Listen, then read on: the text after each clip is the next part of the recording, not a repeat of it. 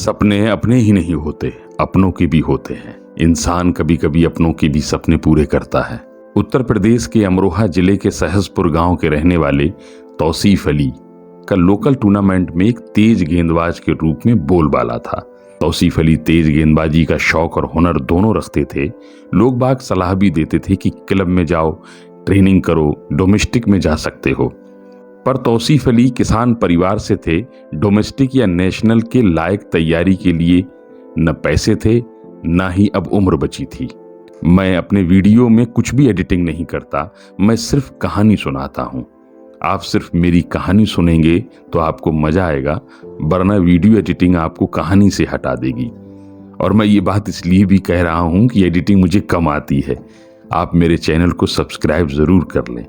चलिए लौटते हैं कहानी पर। एक समय आया जब तौसीफ अली ने स्वीकार कर लिया कि शायद ये खेती किसानी ही उनका मुकद्दर है। प्रोफेशनल क्रिकेट के लिए बहुत देर हो चुकी है। तौसीफ अली भारतीय टीम के फास्ट बॉलर का सपना दिल में दफन करके अपनी आम जिंदगी में लौट आए। शादी हुई, खेती किसानी से अपने परिवार को पालते रहे। तौसीफ अली के 5 बेटे हुए और सबके अंदर क्रिकेट को लेके दीवानगी भरी हुई थी। शायद खून में ही क्रिकेट रची बसी थी। तौसीफ अली को मालूम था कि उनसे कहां कहां गलती हुई थी, जिसकी वजह से उन्हें अपने सपने मारने पड़े। वो अपने बच्चों के साथ ऐसा कुछ नहीं होना देना चाहते थे। तौसीफ अली की क्रिकेट को लेकर एक पारखी नजर थी, जो नजर अपने ही एक बेटे पर आकर टिक गई और वो समझ गए कि इस बेटे में कुछ खास बात है। अपने बेटे को गेंदबाज बनाने के लिए खुद ट्रेन करते रहे।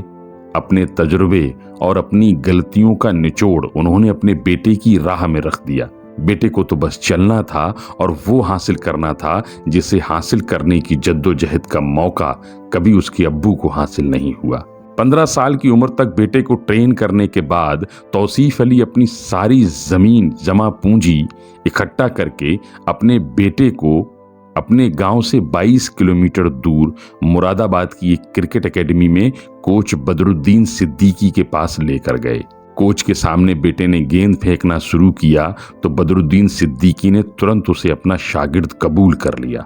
वो लड़का इस कदर मेहनती था कि उसने एक दिन भी ट्रेनिंग का नागा नहीं किया। मुरादाबाद में ट्रेनिंग के दौरान अगर कोई मैच खत्म होता तो वो लड़का पुरानी इस्तेमाल की हुई गेंद मांगने खड़ा हो जाता। वजह पूछी गई तो बताया कि इन पुरानी गेंदों से मैं रिवर्स स्विंग की प्रैक्टिस करूंगा। बदरुद्दीन जी को पूरा यकीन था कि इस लड़के को अंडर 19 के ट्रायल में सिलेक्टर उठा ही लेंगे। इसी उम्मीद के साथ उस लड़के ने ट्रायल दिया। बदरुद्दीन सिद्दीकी के मुताबिक सिलेक्टर न जाने क्या कमी दिखी कि उसे मौका नहीं दिया।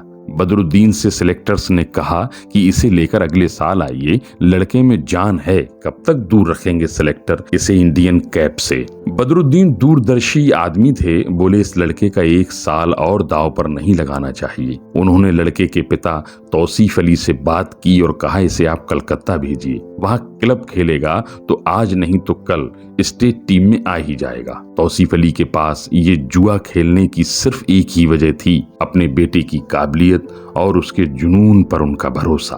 कलकत्ता आकर उस लड़के ने एक डलहौजी एथलेटिक क्लब ज्वाइन कर लिया, पर स्टेट और नेशनल टीम का रास्ता बहुत दूर भी था और मुश्किल भी। जुनून के भरोसे वो बंगाल तो पहुंच गया, पर जुनून न पेट भरता है और न सर पर छत रखता है। लेकिन याद रखिए, दुनिया में ऐसे लोगों की कमी नहीं है जो लोगों के जुनून और काबिलियत ही ढूंढते हैं। ऐसे ही एक शख्स थे देवव्रत दास, जो कि उस वक्त बंगाल क्रिकेट के असिस्टेंट सेक्रेटरी की हैसियत पर थे। वो उस लड़के की काबिलियत से इतने इम्प्रेस हुए कि कलकत्ता में बेघर उस लड़के को अपने साथ ही अपने घर में रख लिया। फिर उन्होंने बंगाल के एक चयनकर्ता सबरन बनर्जी को उस लड़के की प्रतिभा पर नजर रखने को कहा। सबरन बनर्जी ने लड़के को गेंद फेंकते देखा और उसे बंगाल की अंडर 20 टीम में सिलेक्ट कर लिया। देवव्रत दास से जब उस लड़के पर ऐसी मेहरबानी की वजह पूछी गई तो उन्होंने कहा इस लड़के को रुपया पैसा नहीं चाहिए, इसे बस एक चीज नजर आती है,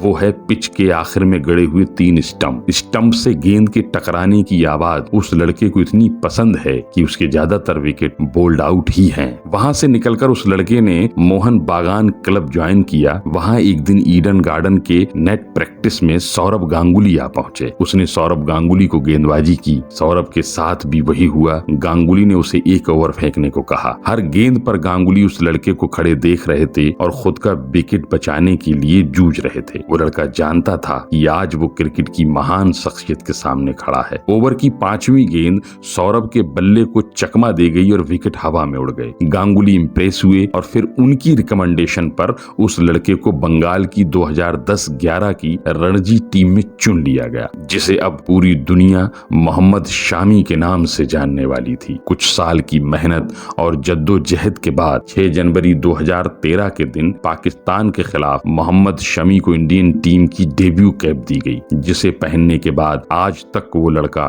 उस टोपी नंबर 195 का रुतबा दिन ब दिन बढ़ाए जा रहा है। हजारों दर्शकों के बीच में वो लड़का पूरे दम के साथ जब दौड़ना शुरू करता है तो उसके अंदर एक ही लालच रहता है, किसी तरह गेंद स्टंप पर लगे और वो टक का साउंड आए, जिसे सुनकर ही इतने साल से वो सांस ले रहा है। जिंदगी के तमाम उतार चढ़ाव, मुश्किलों, परेशानियों के बावजूद आज भी अमरोहा के तेज गेंदबाज तौसीफ अली का बेटा मोहम्मद शामी जर्सी नंबर 11 पहनकर जब रनअप पर दौड़ना शुरू करता है तो उसके पीछे पीछे उसके अब्बू का सपना, कोच बदरुद्दीन की लगन, देवव्रत दास की इंसानियत, सब कुछ साथ साथ दौड़ता है। और जब देश उस लड़के मोहम्मद शामी के साथ झूमता है तब अब्बू तौसीफ अली की आंखों से झरझर आंसुओं की बरसात होती है। सपने अपने ही नहीं होते, अपनों के भी होते हैं। इंसान कभी कभी अपनों के भी सपने पूरे करता है। आपको ये कहानी कैसी लगी कमेंट सेक्शन में जरूर बताएं। ऐसी ही कहानियां मैं आप लोगों को सुनाता रहूंगा, क्योंकि हर कहानी कुछ ना कुछ कहती है। मेरे साथ जुड़े रहने के लिए मेरे चैनल को जरूर सब्सक्राइब कर लें। Thank you for watching.